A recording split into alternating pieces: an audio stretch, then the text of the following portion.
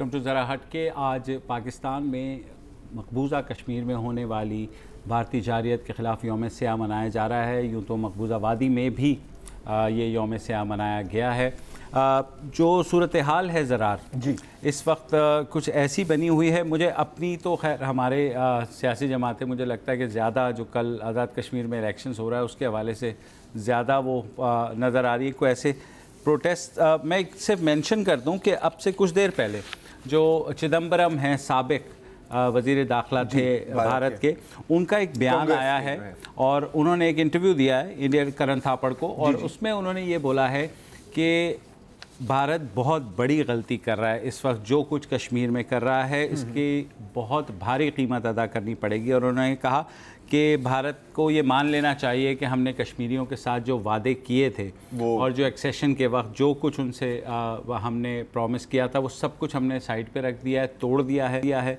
तो उन्होंने कहा कि अगर इस चीज़ को अभी भी भारत कुछ कर सकता है तो सीधा सीधा खुद मुख्तारी दे दे मकबूजा कश्मीर के लोगों को, वरना भारत को इसकी बहुत बड़ी प्राइस पे करनी पड़ेगी। आई थिंक बिल्कुल सही बोल रहे हैं चिदम्बरम। ऑब्वियसली उनकी पॉलिटिकल मोटिवेशंस भी हैं, वो कांग्रेस के हैं और मोदी के मुखालिफ हैं, लेकिन बात जो कर रहे हैं वो सही कर रहे हैं। अच्छा, आपने अभी बात की कि हमारी सियासी जमातों से ज़्यादा कॉन्डेमनेशन नहीं है। मेरे ख्याल कॉन्डेमनेशन आई है, और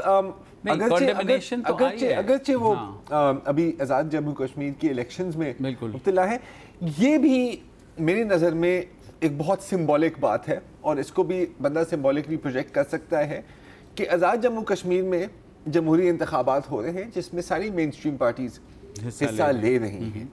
मकबूजा कश्मीर में क्या हो रहा है, ये उसकी क्लियर कॉन्ट्रास्ट है। वहाँ पर आज़ादियों को कुचला जा रहा है, लोगों पर फायरिंग हो रही है, लोगों को अंधा किया जा रहा है, और ये तो सिर्फ वो बातें हैं जो रिपोर्ट की जा रही हैं, और जो चीज़ें वहाँ पे एक्चुअली हो रही हैं बिहाइंड द सीन्स या छोटे शहरों में, बस्तियों में, हमें पता आज भी एक नौजवान लड़का वहाँ पे शहीद हुआ है और टोटल 43 कैजुअलिटीज हो गई हैं। कल मैं कुछ ट्वीट्स फॉलो कर रहा था कश्मीरी सिटीजन्स और एक्टिविस्ट की, तो वो कह रहे थे कि जी जब तहकीकात अगर किसी दिन हुई, मैंने कहा आप भूल जाएंगे कि श्रीनगर में या कुपवारा में कितने लोग मारे गए। उसने कहा जंगलात में जो मैस ग्रेव्स में लोगों को डंप किया हुआ है, वो अगर किसी दिन खुली ना तो आपको बोस्निया याद आ जाएगा। ये उसका कहना था। अब मसला ये है, अच्छा, अब सिर्फ हम जब बात कर रहे हैं कि साथ ही बात ये भी होती है कि इंटरनेशनल कंडेमिनेशन बिल्कुल नहीं आ रही, और कोई भी जो है ना किसी यूएन के फोरम पे ना किसी और ना ही एक्सपेक्ट करें। लेकिन अब एक नई चीज़ शुरू हो गई है, वो ये कि जो सोशल मीडिया खसूसन फेसबुक और फेसबुक पे कुछ पोस्ट जाली प्रो कश्मीर, उसकी सेंसरशिप शुरू कर दी। बात करते हैं लेकिन एक चीज़ मैं कहूँगा कि मतलब स्टेट्स या गवर्नमेंट या यूएन की तरफ से कुछ ज़्यादा बातें नहीं की, वही कि जी एक्सरसाइज रिस्ट्रेंट और वगैरह वगैरह, वो जो इनकी कॉपी पेस्ट ऑटोमेटिक स्टेटमेंट जो जारी हो जाती है वो अपनी जगह। अगर आप इंटरनेशनल मीडिया कवरेज को देखिए तो अब वो क्रिटिकल होती जा रही है। अच्छा। अगर आप अल जजीरा को देखें और ये जो आपने अभी फेसबुक की पोस्ट बात की, तो ये भी तो एक द गार्डियन की ही खबर है और बहुत तफसीली खबर है, उस पर अभी मैं बात करता हूँ। तो ये एक डायरेक्शन बनती जा रही है, ठीक है, क्योंकि आप अगर एक मसला चलता रहा, आप जितने भी प्रो हों, फर्ज करो कि हम कहते हैं कि जी वेस्टर्न मीडिया प्रो इंडिया, चलो सही है, मान लिया प्रो इंडिया, जितने भी प्रो हो गए, आखिरकार खबर तो खबर ही है ना, आखिरकार किसी ना किसी तरह आपको रिपोर्ट तो करनी ही है ना। तो ये हो रहा है। अब जहां तक आपने फेसबुक की बात की तो बहुत ही कंडेमनेबल ये हो रहा है, और मैं आपको 2-3 मिसालें देता हूँ किस तरह की चीजें पोस्ट सेंसर हो रही हैं। ये ज़रगार यासिर कश्मीरी ब्लॉगर हैं और पीएचडी स्टूडेंट हैं, ठीक है। उनका फेसबुक अकाउंट एक हफ्ते के लिए ब्लॉक कर दिया गया। क्यों? क्योंकि उन्होंने एक ब्लॉग लिखा था बुरहान वानी के बारे में, जिसको उसने अपने फेसबुक प्रोफाइल पे लिंक किया था। सिर्फ इसके लिए एक हफ्ते के लिए ब्लॉक कर दिया, ठीक है। आपके हमनाम एक सहाफ़ी हैं मुबशिर बुखारी, कश्मीर मॉनिटर के लिए काम करते हैं, और वो कहते हैं कि जब मैं काम पे आया तो मैंने देखा कि फेसबुक ने हमारी ऑफिशियल इनकी जो फेसबुक पेज है उससे एक वीडियो हटा दी थी। वो वीडियो क्या थी? जिसके अंदर सैयद अली शाह गिलानी ने एक स्पीच दी थी बुरहान वानी की एनकाउंटर को कंडेम करते। बिल्कुल, फेसबुक ने वो वीडियो हटा दी, ठीक है। और उसके बाद और भी है, रिजवान साजिद, ठीक है, उनका फेसबुक अकाउंट ब्लॉक क्यों हुआ? क्योंकि उन्होंने अपनी प्रोफाइल पिक्चर तब्दील करके बुरहान वानी की तस्वीर लगा दी। तो ये फेसबुक के नजर में ये बहुत बड़ा जुर्म है कोई अपैरेंटली, ठीक है। एंड देन हुमा डार, अच्छा अब ये कश्मीर में भी नहीं है, ये कश्मीरी एकेडमिक है, कैलिफोर्निया स्टेट में, ये सिनेमा और टेररिज्म के बारे में क्लास करती है। तो उसकी प्रोफाइल डिलीट कर दी, ब्लॉक नहीं, रिमूव नहीं, डिलीट कर दी। क्यों? क्योंकि उन्होंने तस्वीरें लिंक की थी वानी के जनाजे की। ये ओके नहीं, तो मुझे ये बताएं, वैसे तो आप आईएस की भी पोस्ट चल रही होती है, मैं अभी आपको 50 दिखा के बिल्कुल, और बाकायदा ऑफिशियल जो वो है तालिबान का भी, चाहे वो अफगान तालिबान हो, चाहे वो टीटीपी हो, चाहे आईएस हो, तो ये यकायक फेसबुक को सिर्फ कश्मीरी पोस्ट डिलीट करने का ख्याल क्यों आया? ना भाई ना भैया, सबसे बड़ा इंडियन रुपया। नहीं, I am sorry, I am gonna have to say it यार, बिकॉज़ अब और आप इसको किस तरह जस्टिफाई करोगे यार, किस तरह जस्टिफाई करोगे? हाँ, लेकिन मतलब इसमें कंस्पिरेसी थ्योरी में मैं नहीं जाना चाह रहा था कि यू नो मोदी मिला है ज़करबर्ग से, लेकिन fact of the matter is के मनी टॉक्स। हाँ, और जितना उनको वहां से नोट मिलना है, उनको कश्मीर से क्या मिलना है? लेकिन ये आपको नहीं लगता एक ज़माने में फ़लस्तीन में भी इतना ही हो गया था, सब दुनिया ने मुंह फेर लिया था, और इसराइल की जो मजालिम थे वो बिल्कुल टोटली किसी ने भी कंडेम करने से इनकार कर दिया था। अमेरिका तो चले उस वक्त साथ था ही, सेम केस विद इंडिया के अब अमेरिका से पिंगे बढ़ रही हैं, तो जाहिर है उन्होंने भी बिल्कुल सिर्फ कहा कि रेस्ट्रेन करें, और उसके बाद कोई बयान नहीं दिया। तो क्या कुछ ऐसी आपको लगता है? फ़लस्तीन का जो आपने एग्जांपल दिया है ना, ये फिट होता है, क्योंकि एक लिहाज से आप कह सकते हैं कि कश्मीर इस खित्ते का फ़लस्तीन है, बिल्कुल है, मुतनाज़ा टेरिटरी है। प्रोटेस्ट का तरीका भी वही है, बिल्कुल, ठीक है, वहां से पथराव होता है, वहां से गोलियां चलती हैं, ठीक है, फिर mass arrests, human rights violations, military occupation वगैरह वगैरह वगैरह। अब जितना असर रसूख इजराइल का है वेस्टर्न मीडिया पर और वेस्टर्न पॉलिटिशियंस की पर, तो इंडिया का तो इसके करीब भी नहीं है ना, अभी तक।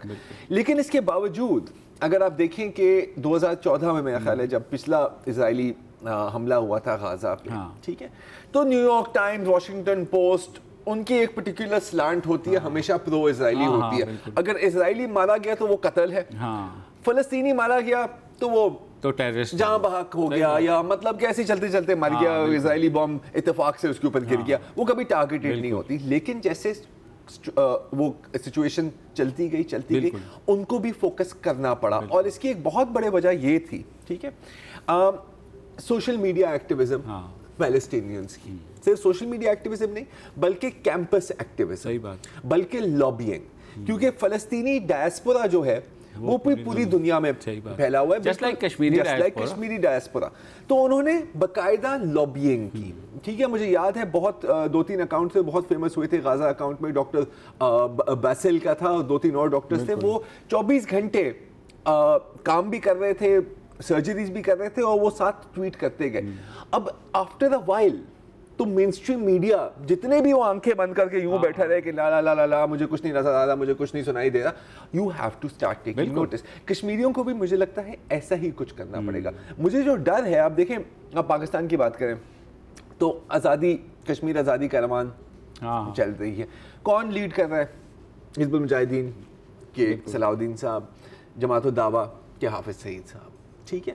अब बिल्कुल उनके एक अपना एजेंडा है और वो कर रहे हैं, और चलो कोई कर रहा है, ठीक है, हम ये नहीं कहेंगे कि बिल्कुल नहीं करना चाहिए आपको, लेकिन इससे इंडिया और वेस्टर्न मीडिया जो डिपिक्ट करना चाहता है कि कश्मीर मूवमेंट एक इंडिजिनस मूवमेंट नहीं है, बल्कि एक टेररिस्ट मूवमेंट है, उनको मवाद मिल जाता है। सही बात है। इससे मतलब हो सकता है कि कुछ नाराबाजी हो, कुछ हमारे दिल हल्के हों, लेकिन ओवरऑल मेरा ख्याल है कश्मीर मूवमेंट को नुकसान है, ठीक है। अब अगर आप फ़लस्तीनी एक्टिविज्म की बात करें तो एक बहुत अच्छा एक एग्जांपल है, और वो है बॉयकॉट, डिसइन्वेस्ट, सैंक्शन मूवमेंट। अच्छा, ये जी, BDS मूवमेंट काफ़ी सालों से चल रही है, और फ़लस्तीनी सोशल मीडिया पर यूनाइटेड यूरोपियन यूनियन के काउंसिल्स में लॉबिंग करते हैं कि जी देखें, ये जो इजरायली प्रोडक्ट्स हैं, ये मतलब फ़लस्तीनियों के हक मार के बन रहे हैं कि भाई हमारा पानी चोरी करके आपने अपनी जैतून के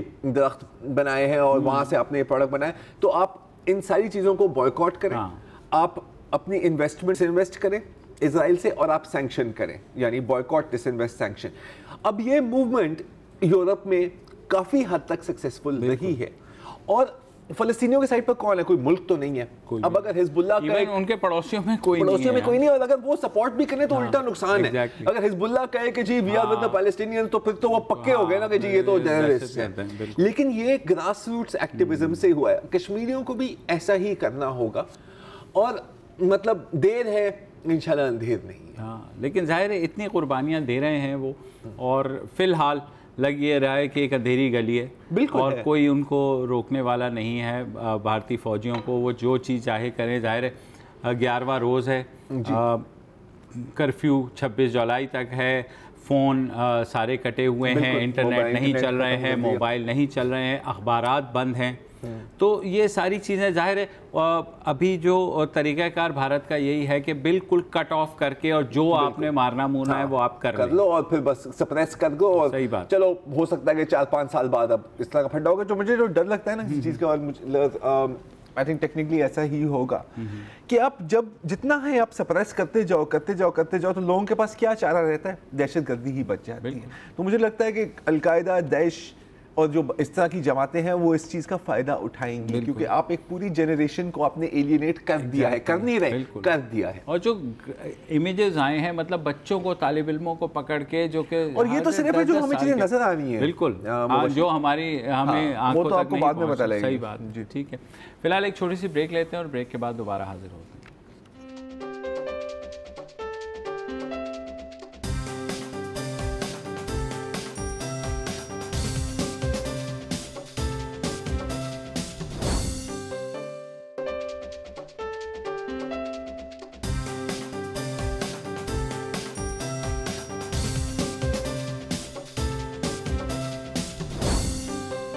वेलकम बैक। और कल हमने आपको बताया कि TORs पर अपोजिशन ने जो कुछ एग्री किया वो ये किया कि हम पार्लियामेंट जाएंगे और वहाँ जाकर पहले नेशनल असेंबली और फिर सेनेट में एक बिल पेश करेंगे, पहले नेशनल असेंबली में, और अगर वो अप्रूव ना हुआ, सुना दो क्या कहा था, सुना ही दो यार। नहीं, मेरे ख्याल में हम खुद ही बता ही देते हैं, क्योंकि वो जो है उसमें चले सुन लें कि कल जो अपोजिशन लीडर्स की प्रेस कॉन्फ्रेंस में क्या बात कही गई। अपोजिशन ने फैसला किया है कि जिन TORs पर हम मुत्तफिक हैं, उन TORs को बुनियाद बनाते हुए हम कौमी असेंबली में और सेनेट में, पार्लियामेंट में एक बिल, ऑपोजिशन का जॉइंट बिल इंट्रोड्यूस करेंगे। अपने पैनामा बिल हम इंट्रोड्यूस करेंगे। अगर हुकूमत उसकी पैसेज में रुकावट बनती है और वहाँ उस बिल को आगे बढ़ाने में कोई मुस्बत रवैया नहीं अपनाती, तो फिर अपोजिशन के पास अवाम से रुजू करने के अलावा और कोई चारा नहीं होगा। जी जनाब, जिसका बड़ा तस्करा था कि अपोजिशन जमातों ने एक रुख दिया और तमाम मीडिया की नज़रें थी कि अब जो पार्लियामेंट का इजलास होगा वो बड़ा ज़बरदस्त होगा, हंगामा होगा, ये होगा। मगर आज सुबह सुबह खान साहब, जो कि ज़ाहिर है इस मीटिंग में मौजूद नहीं थे, और इस मीटिंग में ये भी तय हुआ था कि बाद में सरबराहों का भी एक इजलास बुलाया जाएगा। लेकिन खान साहब को क्योंकि धरना बहुत ज़्यादा पसंद है, एहतजाज, उन्हें स्ट्रीट मूवमेंट बहुत पसंद है, तो आज भाईजान वो सुबह सुबह आ गए और उन्होंने मीडिया से कहा कि जी हम 7 अगस्त से जो है वो स्ट्रीट मूवमेंट शुरू कर रहे हैं। तो इमरान खान के पहले बात सुन लीजिए। हमारी मूवमेंट आपके सामने आ जाएगी। 7 तारीख से पहले हम आपको बता देंगे कि 7 तारीख को किस तरह की मूवमेंट है। ये रुकेगी नहीं, इसके बाद आगे चलती रहेगी, इसकी ये चेंज होती रहेगी मूवमेंट। यानी हो सकता है शुरू तो होगी ये रैली से, लेकिन ये आगे क्या किस तरह तब्दील होती है, आपने देखा कि धरने में हमने शुरू कैसे हुआ और एंड में कैसे पहुंच गए।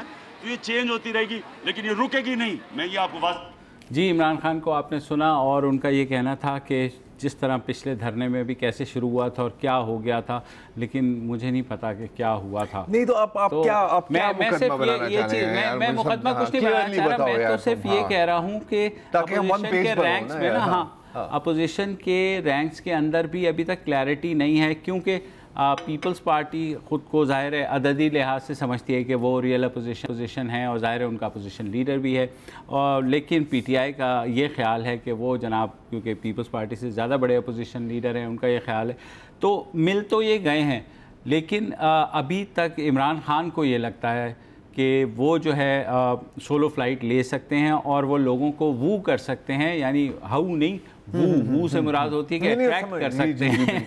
तो मैंने वो जो ना वू नहीं जवानी में वू किया है मैंने, वो किया है ना, तो वो ये समझते हैं कि अकेली उनकी पार्टी में इतना दमखम है।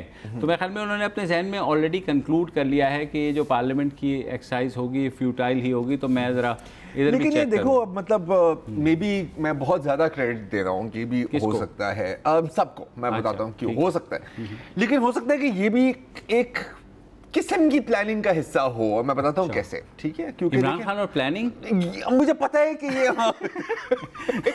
देखिए ओके देखिए माना के बोलने से पहले वो तोलते नहीं हैं, और माना के कान के कच्चे भी हैं, मतलब किसी ने बोल दिया कि जी इतने पंक्चर लगे हैं, वो कहता है कि जी बिल्कुल लगे हैं, फलानी ने गाड़ी मारी तो बिल्कुल वो मतलब प्रेस कॉन्फ्रेंस हो गई, और फिर बाद में चीज़ें बाउंस हो जाती हैं। और माना के पॉलिटिकली जज्बाती भी हैं, कोई लॉन्ग टर्म या शॉर्ट टर्म स्ट्रैटेजी जनरली इनको पसंद नहीं आती, लेकिन इस सब चीज़ के बावजूद ये भी हो सकता है ना कि आप good cop good bad cop खेल रहे हो, या बैड कॉप वर्स्ट कॉप। मेरा मतलब ये है कि जैसे कल शाह महमूद साहब और एतजाज़ एहसन को साथ खड़ा कराया और कहा कि जी बिल्कुल हम पार्लियामेंट में जाएंगे, ये वो ठीक है, तो ये हमारा एक प्लान है। फिर इमरान खान साहब भी आ जाते हैं, और बिल्कुल जाहिर है कि देखें पीपीपी अगर पीटीआई अगर इस चीज़ में एक है या मोर और लेस एक है तो मुख्तलिफ पार्टीज, तो अपना एजेंडा भी आपको प्रमोट करना होता है इंडिविजुअली, इनफरादी तौर पर एज ए पार्टी लीडर। तो ये हम हो सकता है कि ये प्लानिंग हो रही है कि भाई वो पार्लियामेंट की बात करेंगे और ये प्लान बी की बात करेंगे कि जी देखें हम रोडों पर भी आ सकते हैं, तो मतलब कि आप अपने ऑप्शंस को ओपन रख रहे हैं। अब देखें, अब ये बात सुने, कल शाह महमूद कुरैशी साहब ने ये बात की ना, एतजाज़ एहसन ने बात की, आप ये पार्लियामेंट में हम जाएंगे वाली बात इमरान खान साहब से तो नहीं सुनेंगे ना कभी। He is a parliamentarian. Sir come on यार, 4 दफा तो गए हैं यार, 4 दफा, हाँ बिल्कुल बात सुना, 4 दफा गए हैं। इस तरह जितनी दफा मैं अस्पताल गया हूँ उस वक्त तक मैं डॉक्टर बन गया होता। पॉइंट इज के जिस you use the right tool for the job, ठीक है ना। अगर आपने कील ठोंकते हैं, आप हथौड़ी इस्तेमाल करेंगे, आप आड़ी को इस्तेमाल नहीं करेंगे ना। तो यहाँ पर भी ऐसा ही हुआ है, जब स्ट्रीट एजिटेशन की बात होगी तो वो इमरान खान ही करेंगे। अब एतजाज़ एहसन स्ट्रीट एजिटेशन की बात करते हुए थोड़े अजीब लगते हैं। मुझे सिर्फ थोड़ा सा इसमें इख्तिलाफ ये है कि जब आप एहतजाज की कॉल देंगे, एक तो आपने कह दिया कि जी पहले हम नैब के सामने एक एहतजाज करेंगे, वो तो चलो हो गया, चलो अपनी जगह, बट उसके बाद आप कह रहे हैं हम रैलीज करेंगे, एहतजाज शुरू कर देंगे, तो इस वक्त वो माहौल नहीं है। और PTI without the support of PPP and others निकाल नहीं सकती। लेकिन मेरे ख्याल में वही है कि कौन सा बाबा ऊपर रहेगा, तो वो वही है कि पीटीआई वुड से कि भाई हमने पहले क्योंकि एहतजाज की कॉल दे दी थी तो अब पीपल्स पार्टी हमारे पीछे है। जबकि अगर आपने बिलावल की प्रेस कॉन्फ्रेंस इस्लामाबाद की सुनी हो तो उन्होंने ये कहा था कि जी लोग भूल जाएंगे कि जो है ना जो धरना वो हुआ वो एजेके कि अगर एजेके में रिगिंग हुई और या खून खराबा हुआ तो फिर हम ऐसा धरना देंगे कि आप बाकी धरनों को भूल जाएंगे। वो अपनी जगह देखिए, अब वन अपमैनशिप सियासत और सियासी पार्टियों में तो होती रहती है। मेरा नहीं ख्याल कि कुछ लोग ऐसे देख रहे हैं कि क्या अब हिज़्ब इख्तिलाफ की पार्टी में अब स्प्लिट आ रहा है या ऐसे, मुझे ये नहीं नजर आता। अब थोड़ी डिफरेंसेस होंगे मे बी मेथोडोलॉजी में, लेकिन मुझे लगता है कि दोनों ऑप्शंस ओपन रख रहे हैं कि जी हम पार्लियामेंट भी जाएंगे। लेकिन अगर वहां पे आपने बात नहीं सुनी तो देखिए ये भी स्ट्रीट एजिटेशन का भी कार्ड हमारे पास है। और इस वक्त जो मुझे नून लीग की सिचुएशन नजर आ रही है, मुझे इंटरनली भी डिवीजन नजर आती है, और मुझे ये भी नज़र आता है कि मेरे ख्याल में फजलुर रहमान के अलावा उनके एज सच कोई इत्तेहादी नहीं है। और मौलाना फजलुर रहमान की लॉयल्टी भी आपको पता है कि मतलब फ्लेक्सिबल है, क्या कह सकते हैं। तो सिर्फ और सिर्फ मैं ये कहना चाह रहा हूँ कि इमरान खान साहब अभी लॉर्ड्स का टेस्ट देख करके आए हैं, तो उन्हें कम से कम ये तो सीख लेना चाहिए कि कप्तान कैसे खेलता है।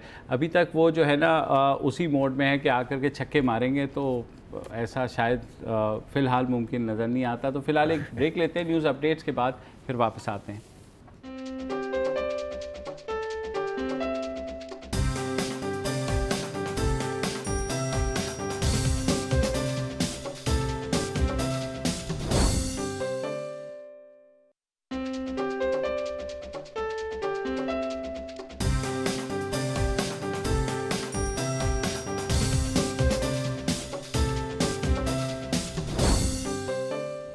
जी वेलकम बैक। और जो एक अभी ब्रेकिंग न्यूज़ ये आई है कि प्राइम मिनिस्टर ने नेशनल सिक्योरिटी काउंसिल का जो इमरजेंसी मीटिंग है कन्वीन कर ली है फ्राइडे के लिए, जिसमें protection of Pakistan act, Kashmir में जो सूरत हाल है उस पर बात होगी।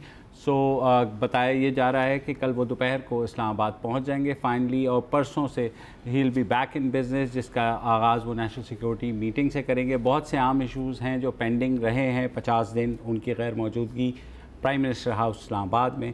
तो वी आर होपिंग कि बहुत से ऐसे मसाइल जिनकी वजह से बहुत स्पेकुलेशन हो रही थी वो ख़त्म होगी।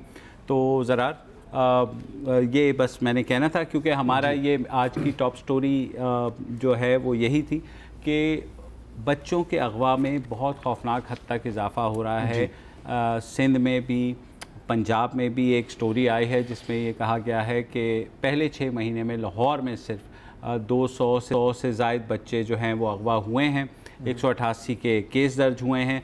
और अगर इसको हम कंपेयर करें लास्ट ईयर से, तो सिर्फ लाहौर में जो है वो 300 से ज़ायद बच्चे 2015 में भी अगवा हुए थे। और आई एम श्योर कि कराची और सिंध की हालात जो हैं वो इससे भी ज़्यादा जी बिल्कुल। मतलब पूरे मुल्क में बच्चों के जो अगवा और मिसिंग चिल्ड्रन की जो सूरत हाल है उसको डिस्कस करने हमारे साथ अली रज़ा साहब हैं। आप प्रोग्राम मैनेजर जी हाँ रोशनी हेल्पलाइन की। तो आप थोड़ा सा अपना तारुफ कर दें कि रोशनी हेल्पलाइन करती क्या है फॉर मिसिंग चिल्ड्रन। ओके, तो रोशनी हेल्पलाइन जो है इसका क़याम 2006 में अमल में आया, और जो इशू था जो पाकिस्तान में सीवियर नेगलेक्टेड था वो गुमशुदा बच्चों का इशू था। अगर आप 2006 से पहले तक को गूगल करें तो आपको पाकिस्तान लेवल के ऊपर कोई फिगर्स नहीं मिलेंगे कितने बच्चे खोते थे। सही बात है। कोई ऑर्गेनाइजेशन इस पर काम नहीं करती थी। तो रोशनी हेल्पलाइन का क़याम 2006 में इसी पर्पज़ के लिए लाया गया था कि वो गुमशुदा बच्चों के ऊपर काम करे। शहर कराची के अंदर हर साल सैकड़ों की तादाद के अंदर बच्चे मिस्टीरियस तौर पर डिसअपीयर हो जाते हैं। इशू यहाँ पर यह है कि पाकिस्तान लेवल के ऊपर कोई डेटा अवेलेबल इस वक्त नहीं है, क्योंकि कोई ऑर्गेनाइजेशन इसके ऊपर काम नहीं करती। यहाँ पर सबसे बड़ा मसला है कि जो आपके पास अभी डेटा मौजूद है, लाहौर का भी आप 300 बच्चों की बात कर रहे हैं, वो डेटा कंपाइल कैसे वो होगा? वो डेटा होगा FIRs का। बिल्कुल। और FIR सिर्फ उन बच्चों की करती है जो बच्चे किडनैप हो जाते हैं। हमारे लॉ के अंदर सबसे बड़ा मसला यहाँ पर यह है कि हम पाकिस्तान पीनल कोड का 364 सेक्शन A है जो किडनैपिंग के वर्ड को यूज़ करता है। जी। जो बच्चा खो जाता है, किडनैपिंग होती है बाय फोर्स। अब एक पेरेंट्स अगर थाने तक जाते हैं और वो बताते हैं कि हमारा बच्चा खो गया है, तो पुलिस कहती है कि हो सकता है बच्चा चला गया हो, खुद चला गया हो, थोड़ी देर के अंदर वापस आ जाए। तो जब ये वाली चीज़ आती है तो वहाँ पर किडनैपिंग वाला वर्ड नहीं आता, तो इस वजह से वो FIR नहीं काटते। वहाँ पर एक कच्ची रिपोर्ट काटी जाती है। अगर आपका शनाख्ती कार्ड खोता है, आपका कोई एजुकेशनल डॉक्यूमेंट खोता है, तो कच्ची रिपोर्ट काटी जाती है। कच्ची रिपोर्ट का कोई डेटा कंपाइल नहीं होता। FIR की तादाद हमारे मुशाहिदे के मुताबिक हम जो रिसर्च करते हैं सालाना, उसके अंदर 10 से 20% से ज़्यादा नहीं होती ऑन एवरेज। तो आपका कहना है कि अब 200 से ज़ायद बच्चे लाहौर की अगर हम बात करें पहले 6 माह, अब तक 6 माह से, आप कह रहे हैं कि ये 10% नहीं होगा, तो मतलब एक्चुअल फिगर क्या होगी? 2000? अगर ये जो डेटा है ये खाली FIR का है, ठीक है। कराची शहर के अंदर हर साल 2000 के करीब बच्चे लापता होते हैं कराची में, और ये FIR की FIR नहीं, ये मैं ओवरऑल बता रहा हूँ। FIR इसके अंदर अगेन हमारे जो ऑर्गेनाइजेशन है उसके पास डायरेक्टली 250 से 300 केसेस पर ईयर आते हैं, ठीक है। FIR इसके अंदर हार्डली होती है 150 बच्चों की, 200 बच्चों की, ठीक है। उसके अलावा तमाम केसेस ज़्यादातर NC के ऊपर रिपोर्ट होते हैं जो कि नॉन कॉग्निजेबल कराता है। अब इशू यहाँ पे आता है कि NC के ऊपर पुलिस कोई कार्रवाई नहीं करती, पुलिस इन्वेस्टिगेशन नहीं कर सकती, पुलिस किसी अफसर को तैनात नहीं कर सकती अनटिल के मजिस्ट्रेट्स उसके पास पावर ना आए। तो यहाँ पर इशू सबसे बड़ा यहाँ पर ये कि उस डेटा को कंपाइल नहीं किया जाता, वो NC के अंदर ही रह जाता है। सेकेंडली अगर आप पूरे मुल्क के अंदर देखें तो एक सबसे बड़ा इशू यहाँ पे ये कि हमारे जो मुल्क के अंदर लॉज हैं जो सूबाई लेवल के ऊपर मौजूद हैं, जैसे सिंध का एक्ट यहाँ पे 2011 के अंदर पास हुआ। सिंध का चाइल्ड प्रोटेक्शन एक्ट 2011 के अंदर आया, क्लियरली लिखा था कि 90 डेज़ के अंदर अथॉरिटी बनेगी जो इस तरह के बच्चों के इशूज़ पे काम करेगी। सही है। लेकिन अनफॉर्चुनेटली वो 2011 में एक्ट बनने के बाद 90 डेज़ तो छोड़ें, 2014 से 15 में आके उसकी अथॉरिटी नोटिफाई हुई है और 2016 के अंदर आके उसका बजट मुख्तस हुआ है। 2016 जून में उसका आगे बजट 5 साल बाद, 5 साल 90 डेज़ उसके अंदर टाइम ड्यूरेशन था, तो it took 5 years। So issue इतना सिंपल नहीं है। अब अक्सर लोग सवाल करते हैं हमसे कि 18 साल तक का जो बेसिकली जो बच्चा है वो 18 साल तक का जी लीगली, कि बच्चे जाते कहाँ हैं। इसको आप एज ब्रैकेट के हिसाब से देखते हैं, ठीक है। अगर आप जो न्यू बॉर्न बेबी होती है, सबसे ज़्यादा चार्मिंग एज होती है फॉल्स एडॉप्शन के लिए। किडनैप किया जाता है, एक शहर से दूसरे शहर लेके जाया जाता है, फॉल्स एडॉप्शन के लिए बच्चों को बेच दिया जाता है। न्यू बॉर्न बेबी से लेकर 8 साल तक की एज ग्रुप ऐसी है जो कि बेगर माफिया के लिए चार्मिंग एज है। ये बच्चों को उठाते हैं, दूसरे शहर लेके जाते हैं, उसके अंदर खास तौर पे वो बच्चे जो मेंटली डिसेबल्ड हैं उन बच्चों को उठा के लेके जाया जाता है जो बच्चे माजूर हैं, उनको लेके जाया जाता है। और ट्रैफिक होने के बाद अगर आप इमेजिन करें कि आपकी शुरू में FIR नहीं करती, पुलिस की इन्वेस्टिगेशन लेट स्टार्ट होती है, अगर वो बच्चा ट्रैफिक होकर कराची से लाहौर चला गया है तो आप जितना भी कराची के अंदर ढूंढ लें वो बच्चा आपको नहीं मिलेगा। फिर तीसरी कैटेगरी के अंदर वो आती है जो बच्चे तीसरी कैटेगरी के अंदर बच्चे जिनसी ज़्यादती के लिए उठाए जाते हैं, वो भी एज चार्मिंग एज होती है 8 साल तक की। फिर इसके अंदर आप बाउंडेड लेबर के अंदर बच्चे जाते हैं, कम ऐसा रेशियो होता है जो 10 साल से ऊपर का होता है, 18 साल तक जो बच्चे घर से भागते हैं, घरों की हालात की वजह से, माँ बाप के आपस में कोई मसले हैं, सौतेली माँ है, वो बच्चे भागते हैं। लेकिन मेजॉरिटी ऑफ द केसेस ये बच्चे ऐसे ही होते हैं जो छोटे होते हैं, 10 साल से छोटे और किडनैप्ड होते हैं। अलमिया यहाँ पर ये कि हमारे कराची शहर के अंदर हमारी स्टडी के अंदर 90% से ऊपर बच्चे गरीब घरानों के होते हैं, इस वजह से लो प्रायोरिटी के ऊपर रखे जाते हैं। अगर यहाँ पर हमारे चीफ जस्टिस साहब का बच्चा खोता है तो पूरा मीडिया उसको हाईलाइट करता है, वो बच्चा कुछ दिनों में निकल के आ भी जाता है। क्या किसी ने पूछा है कि 300 बच्चे खोए हैं जो सालों से खोए हैं, किसी एक बच्चे का किसी को पता है ये बच्चे कहाँ गए? क्या ये बच्चे किसी इंसान के बच्चे नहीं हैं? और उल्टा होता क्या, अभी आपने बात की ना कि लाइटली लिया जाता है, ठीक है। तो आपको याद होगा जावेद इकबाल, बिल्कुल, हाँ, सीरियल लाहौर में कितने बच्चों कितने, मतलब कहा जाता है कि पता नहीं 100 से ज़्यादा, शायद 200, मुझे एग्जैक्ट फिगर नहीं याद, लेकिन बहुत ही बड़ी फिगर थी। अब मुझे अच्छी तरह याद है कि एक दफ़ा वो जब पकड़ा गया और जब पता लगा कि किस लेवल के क्राइम किए होते, तो जो बच्चे उसके उन्होंने जो कत्ल किए थे, उस बंदे ने कत्ल किए थे, उनके वालिदैन का कहना था कि जी हम बार बार हम पुलिस के पास गए, बार बार हमने FIR कटाई और हमें क्या कहता था कि तेरा बच्चा तो भाग गया होगा, तेरी लड़की तो अपनी बॉयफ्रेंड के साथ भाग गई होगी, हालांकि वो 10 साल की थी, 12 साल की थी, जितनी की भी थी। तो इस आड़ के अंदर क्या कुछ नहीं हो जाता? ये तो हम वो बात कर रहे हैं जो थोड़ी पुरानी, मैं आपको लेटेस्ट बताता हूँ। 2014-15 के अंदर हमारे कराची शहर के अंदर मुबीना टाउन थाना है जी, यहाँ से 12 से 13 ऐसे केसेस हुए जिसके अंदर 5 से 12 साल तक के दरमियान के बच्चों को उठाया गया है, उनको जिनसी ज़्यादती का शिकार बनाया गया है, उनका गला काट के मार के फेंक दिया गया है। हमने इवन IG तक से मीटिंग की, उनको बताया, SSP को लिखा, DIG को लिखा, कि SHO को बार बार बताया, मीडिया के ऊपर केसेस को लेके आए, केसेस बढ़ते गए, एक एक गली से 4-4 केसेस हैं। मस्जिद के इमाम की बेटी को उठा के मार के गला काट के फेंक दिया गया। तो एक कराची के अभी की रिसेंट सूरत हाल है, और सिर्फ कुछ लम्हे होते हैं, एक बच्ची गेट के ऊपर खड़ी होती है और बच्ची किडनैप हो जाती है और गायब हो जाती है, उसके बाद कुछ पता नहीं चलता कि बच्चे कहाँ गए। और ये जो आप अभी बात कर रहे हैं, आप एक एक्चुअल केस की बात कर रहे हैं, क्योंकि अभी शो से पहले वो उस केस के बारे में जरा बताएं। 2 साल की बच्ची थी मेरा ख्याल है। यहाँ पर एक इंसिडेंट ऐसा हुआ था, एक बच्ची को उठाया गया था, क्योंकि थोड़ा सा इशू होता है, नाम शेयर नहीं करते। उस बच्ची को उठाया गया, उसको उठा के ले गए, जिनसी ज़्यादती का शिकार बनाया, उसको गला काट के मार के फेंक दिया गया, ठीक है। उसका केस के अंदर भी यही हुआ था कि बच्ची के जाने के बाद ये टाइम ड्यूरेशन गुजरा ना, पूरे दिन, एक आध दिन लग गया था इस पूरे सिलसिले के अंदर। पुलिस ने FIR नहीं काटी थी, पुलिस ने कहा बच्ची चली गई होगी, आप ढूंढ ले, वापस आ जाएगी। अगर पुलिस इमीडिएट तौर के ऊपर कार्रवाई स्टार्ट करती, इलाके के अंदर नाका लगाती, तो बच्ची उसी इलाके के अंदर कचरा कुंडी से मिली है, उस इलाके में रिकवर हो जाती। तो जो FIR का डिले होता है ना, और पुलिस इन्वेस्टिगेशन स्टार्ट करती है, हम तो एक इदारा है, हम जाके इन्वेस्टिगेट नहीं कर सकते जी, हम सर्चिंग के अंदर हेल्प आउट तो कर सकते हैं, इन्वेस्टिगेट नहीं कर सकते। तो अली रज़ा, ये मुझे बताएं, ये तो ज़ाहिर है बहुत खौफनाक स्टैटिस्टिक्स हैं, तो अवेयरनेस कैसे बार बार वालिदैन को कहा जाता है कि अपने बच्चों का ख्याल रखें, उनको ना किसी स्ट्रेंजर के साथ ना मिलने दें, तो क्या आप लोगों की ऑर्गेनाइजेशन को ऐसी अवेयरनेस कैंपेन भी चलाती है या आप सिर्फ केसेस को फॉलो करते हैं? नहीं, हम दोनों एंगल पे काम करते हैं। असल में प्रिवेंशन जब तक नहीं करेंगे तो रिस्पॉन्स आपका हमेशा कम रहेगा। प्रिवेंशन के अंदर हमारे 2-3 लेयर्स हैं। कम्युनिटी बेस्ड प्रिवेंशन है, जिसके अंदर हम कम्युनिटी के अंदर जाके सेशंस करते हैं, FM के ऊपर प्रोग्राम कर रहे होते हैं, मीडिया के ऊपर आपके साथ आके बात करने का मकसद यही है कि जो आवाम हमें सुन रही है वो अपने बच्चों को एडल्ट सुपरविजन के बगैर बाहर ना छोड़ें। गली के अंदर अगर आपका बच्चा क्रिकेट भी खेल रहे तो आप ये ना समझें कि बच्चा आपका सेफ है, उसके ऊपर एटलीस्ट नज़र रखें। सेकंड्स लगते हैं गली के अंदर से गायब होने में। सबसे ज़्यादा इंसिडेंट मैंने जो आखिरी 1 साल में देखे हैं वो देखें दिन के टाइम के अंदर। बच्चा स्कूल से वापस आया है, माँ ने पैसे दिए, बच्चा चीज़ लेने गया और बच्चा गायब। दिन के टाइम में गली में कोई नहीं होता, कोई नहीं देख रहा होता। तो ये जो प्रिवेंशन वाला फेज है डिफरेंट लेयर्स के ऊपर है। इसके अलावा मीडिया की कैंपेन के साथ साथ हम एडवोकेसी कर रहे होते हैं, लॉबिंग कर रहे होते हैं गवर्नमेंट डिपार्टमेंट के साथ। हम आपका जो standing committee human rights national assembly है, यहाँ तक लेके गए इसको। आपको मैं बताता चलूँ कि रोशनी हेल्पलाइन ने सिंध हाई कोर्ट के अंदर रिट पिटीशन दायर कर रखी है कि एटलीस्ट खुदारा बच्चा मिस होता है, इस इशू को कॉग्निजेबल डिक्लेयर किया जाए। पुलिस को कहा जाए कि इमीडिएट तौर पर FIR काटें। अगर आप इमीडिएट FIR काटेंगे तो तो ये बच्चों की ज़िंदगी बचेगी, वरना हमारे बच्चे यूं ही खोते रहेंगे, इनकी लाशें हमें मिलती रहेंगी और उनके ऊपर कुछ नहीं हो पाएगा। अच्छा, एक छोटी सी हमें ब्रेक लेनी है, क्योंकि उसके बाद हम आपसे ये भी पूछेंगे कौन कौन से ऐसे एरियाज़ हैं कि जहाँ और कौन सी नेटवर्क्स हैं, कौन से नेटवर्क्स हैं जो इसमें है। तो नाज़रीन, हमारी गुफ्तगू जारी रहेगी, इसके ब्रेक के बाद दोबारा हाजिर होते हैं।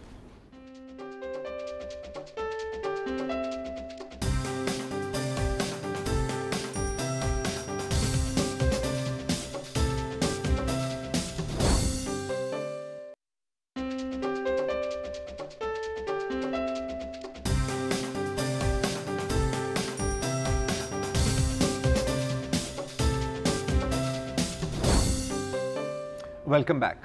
अच्छा तासा साहब, आपने बात की थी ब्रेक से पहले प्रिवेंशन के बारे में, तो किस लेवल तक प्रिवेंशन हम कर सकते हैं? क्योंकि देखिए, एक छोटी बस्ती है, उसमें एक छोटा सा घर है, वहाँ पे वालिद काम कर रहा है, कभी कभी वालदा भी काम कर रही हैं, बच्चे अनसुपरवाइज्ड हैं, ठीक है। और जैसे आपने अभी ब्रेक में मेंशन करते कि सबसे ज़्यादा जो बड़ा बच्चा होता है उसको जिम्मेदारी दे दी जाती है, और वो बड़ा बच्चा भी कितना बड़ा होगा, 13-14 15।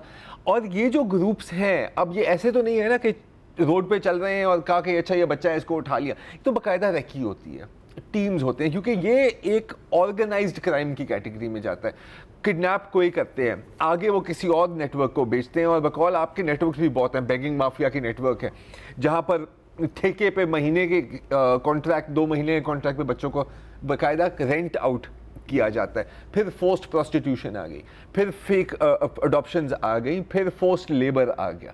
तो ये तो ऑर्गेनाइज्ड क्राइम रैकेट है ना। तो जी, हम वो करें जो दहशतगर्दी के लिए किडनैपिंग्स होती है ना, लाहौर में स्पेसिफिकली मैंने पुलिस वालों से जब बात की तो उन्होंने कहा कि जी इस ब्रैकेट में बहुत से बच्चे जो हैं वो 10 से 15 साल की उम्र के होते हैं और उनको उठाया जाता है और वो स्पेसिफिकली उनको अगवा करके ले जाया जाता है ताकि उनको बाद में सुसाइड बॉम्बर्स और वो जो उनके लिए, तो ये भी एक एंगल। बड़ी इंपॉर्टेंट एज ग्रुप है जो आप बात करें 10 से 15 साल की, क्योंकि नॉर्मली इस एज के अंदर होता है कि घर के अंदर अगर कोई इशू होता है बच्चे घर से भाग जाते हैं। मैं एक छोटी सी एग्जांपल देता हूँ, बच्चे नॉर्मली ट्रेन पे बैठते हैं, लाहौर चले जाते हैं, अब हैं तो वो रन अवे, लेकिन इस तरह के जो ऑर्गेनाइज गैंग्स होते हैं वो इन पे काफ़ी नज़र रखे होते हैं और फिर इनको टाइम बाय टाइम वो अपने पर्पसेस के लिए यूज़ करते हैं। बिल्कुल, क्योंकि वो अनसुपरवाइज हैं, किसी को नहीं पता। स्ट्रीट के ऊपर जो बच्चे आपको नज़र आते हैं इनकी कोई सुपरविजन नहीं है, इनका कोई डेटा नहीं है, कितने बच्चे स्ट्रीट के ऊपर है, क्या कर रहे हैं, किन इश्यूज़ के अंदर इन्वॉल्व है, इसके ऊपर कोई काम नहीं कर रहा होता।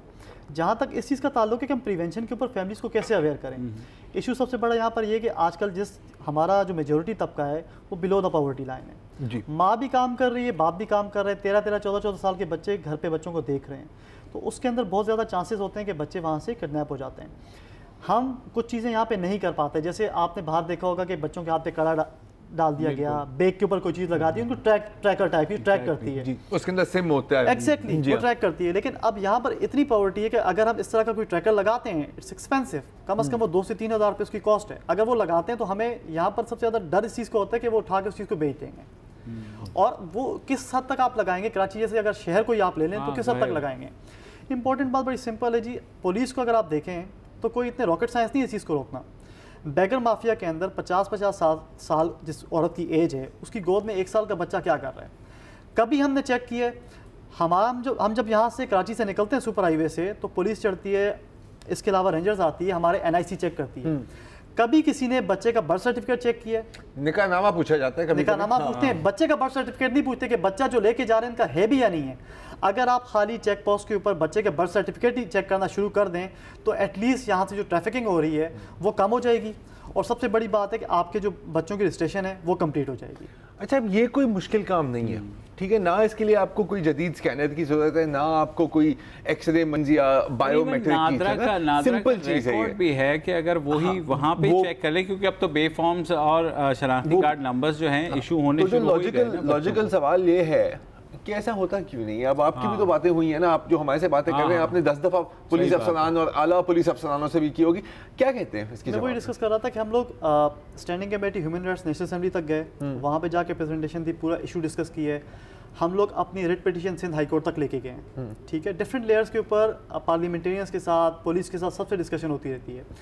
एक इशू तो पुलिस कहती है जी लॉ के अंदर है, अब लॉ कौन चेंज करेगा? ये जो मिसिंग का जो वर्ड है जी, ये इसके अंदर 3 कैटेगरीज है ना, एक किडनैप्ड है, एक लॉस्ट है, और एक रनअवे है। तीनों आते मिसिंग में हैं। आप कहते हैं जी कि किडनैपिंग का वर्ड हमारे लॉ के अंदर है, जब तक किडनैपिंग इंश्योर नहीं होगी तब तक नहीं करेंगे, और जब तक किडनैपिंग इंश्योर होगी वो बच्चा नहीं में आसान पहुंच गया होगा। और दूसरी बात है, जब पेरेंट जाते हैं उनको तो नहीं पता किडनैप हुआ है ना, वो उनके जो अल्फाज हैं वो FIR बनाते हैं। अगर उन्होंने कह दिया कि हमें शक है किसी शख्स ने गैर कानूनी मकासद के लिए हमारे बच्चे को अगवा कर लिया है, तो फिर FIR बनेगी। अगर वो कहते हैं घर से गया था वापस नहीं है, बोलेगा हो सकता है मिस हो गया है, कहीं खुद चला गया है, गुम हो गया है, बिल्कुल खुद कहीं चला गया। और ये बात बहुत अहम है कि जो पहले 24 घंटे होते हैं, हाँ, वो सबसे ज्यादा इम्पोर्टेंट है। सबसे इम्पोर्टेंट मैं हमारे नाज़रीन की बात कहना चाहूँगा कि आप इमीडिएट तौर के ऊपर अपने लोकल थाने के अंदर FIR कटवाएं। खुदारा इस बात को समझेंगे कच्ची रिपोर्ट क्या होती है, FIR क्या होती है। हमारे अंदर पढ़े लिखे लोगों को ये नहीं पता कि FIR क्या चीज़ होती है। कच्ची रिपोर्ट लिखवाई होती है, कहते हैं FIR हुई है। दूसरी चीज़, हमारी हेल्पलाइन काम करती है 1138 1138 उसका नंबर है, उसका काम ही है। सबसे हमारे माशरे के अंदर एक अलमिया ये है कि अगर आपने बच्चे का अखबार में इश्तिहार दिया है ना, जितने कई केसेस आए हैं जिसके अंदर फैमिली को कॉल आती है आपका बच्चा हमारे पास है जी, मुल्तान में मिला है हमें, हमारे पास पैसे नहीं, आप ऐसा करें 10,000 रुपये भेज दें, हम इसको यहाँ से बस में लेके आ रहे हैं। फैमिली जो डिस्टर्ब होती है मेंटली, वो कहती है हो सकता है बच्चा वहाँ पे, और इस तरह की निशानियाँ बताते हैं, आपका बच्चा रो रहा है, परेशान है, माँ और सहम जाती है। उसके बाद फेक आमिल पीर, इनके चक्रों में लोग लुट जाते हैं। बिल्कुल इस तरह की जो चीज़ें हो रही हैं इसको भी रोका जा सकता है, ताकि लोगों को कम से कम, अब रैकेट है पूरा ये कई केसेस हमारे पास पीछे हैं जिनके अखबार में ऐड लगे हैं, वो कितने लोगों को पैसे भिजवाएं लेकिन कोई बच्चा उनको वापस नहीं आया। हमने CPLC को भी नंबर्स दिए हैं, हमने पुलिस को भी नंबर्स दिए हैं। ये रैकेट बर्स्ट करना मुश्किल तो नहीं है ना जी, इसको लेकिन प्रायोरिटी भी नहीं है, प्रायोरिटी नहीं है, यही है ना। अभी एक चीज़ हम जो डिस्कस डोमेस्टिक वर्कर्स जी, साउदर्न पंजाब से लास्ट टाइम कुछ अरसे में हमने देखा है, इवन आज भी हमारे पास एक केस था कि साउदर्न पंजाब से लड़कियां लाई जाती हैं 10 साल की, 11 साल की, 12 साल की, वो लड़कियां ठेके पे लाई जाती हैं, यहाँ पे बंगले पे छोड़ी जाती हैं, उस फैमिली को एक मंथली या सालाना पैसे दिए जाते हैं, और कुछ अरसे के बाद वो बच्ची गायब हो जाती है। वो कहते हैं जी बंगले से निकल गई थी, खुद ही घर जा रही थी, वापस बच्ची चलेगी, हमें नहीं पता। मतलब जिन्होंने बीच में ला के बच्चियाँ रखी थी, ठीक है, अब वो अपना काम कर जाता है, कौन सा बंगला था, कहाँ थी, कुछ पता नहीं है। अब इस तरह की फैमिली जब हमारे पास आती हैं, ना उनको उस बंगले का पता होता है, ना एग्जैक्ट बंदे का नंबर खाली उनके पास होते हैं, वो कौन था, बस दरमियान में मिडल मैन था जो लेके आया था। उनकी ऐसी हालत होती है कि उनके पास किराए के पैसे तक नहीं होते कि वो वापस जा सकें। तो इसके ऊपर बहुत एक अवेयरनेस करने की ज़रूरत है लोगों को कि भाई इस तरह से किसी भी रैकेट को अपनी बच्चियाँ ना दें, और ख़ास तौर पर जो डोमेस्टिक वर्कर्स यहाँ पे बच्चियाँ काम कर रही हैं, लो पे होती हैं, और फिर इस तरह के इश्यूज़ में इन्वॉल्व होती हैं। फिर ये कहाँ जाती हैं, ये सेक्शुअल एक्सप्लॉयटेशन के लिए इस्तेमाल होती हैं, ये 10 किस्म की चीज़ों में जराइम के लिए इस्तेमाल हो सकती हैं। तो इस तरह के जो डोमेस्टिक वर्कर्स हैं इनको भी रजिस्टर करने की ज़रूरत है, ताकि इस तरह के जो डिफरेंट एंगल्स हैं ना, इनको रोका जा सके। बिल्कुल अली रज़ा साहब, बहुत इन्फॉर्मेटिव बात की। और आपको लगता है कि अथॉरिटी फुली फंक्शनल हो जाएगी सिंध की, या अभी तक कोई उसके आसार नहीं लग रहे आपको? 5 साल तो लग गए हैं। 5 साल के अंदर अल्हम्दुलिल्लाह जी फंड्स आ चुके हैं, अथॉरिटी 5 साल में बन चुकी है, 90 डेज़ का टाइम था। So we are hoping for the best, और हम लोग उनके साथ कोलैबोरेशन में रहते हैं, और उम्मीद तो यही है कि इस साल के अंदर वो जो इनके यूनिट्स बने हैं 11-12 डिस्ट्रिक्ट के अंदर, सिंध के अंदर, उसके अंदर स्टाफ आ जाएगा गवर्नमेंट का, और वो एक्टिवेट होगा और वो इसके ऊपर काम करेगा ओके। इंशाल्लाह अल्लाह करे कि इन जो हो रहे हैं बच्चे, बहुत खौफनाक सूरत हाल है। नाज़रीन फ़िलहाल इतना ही, कल फिर मिलेंगे इसी वक्त, इजाज़त दीजिए, अल्लाह हाफ़िज़।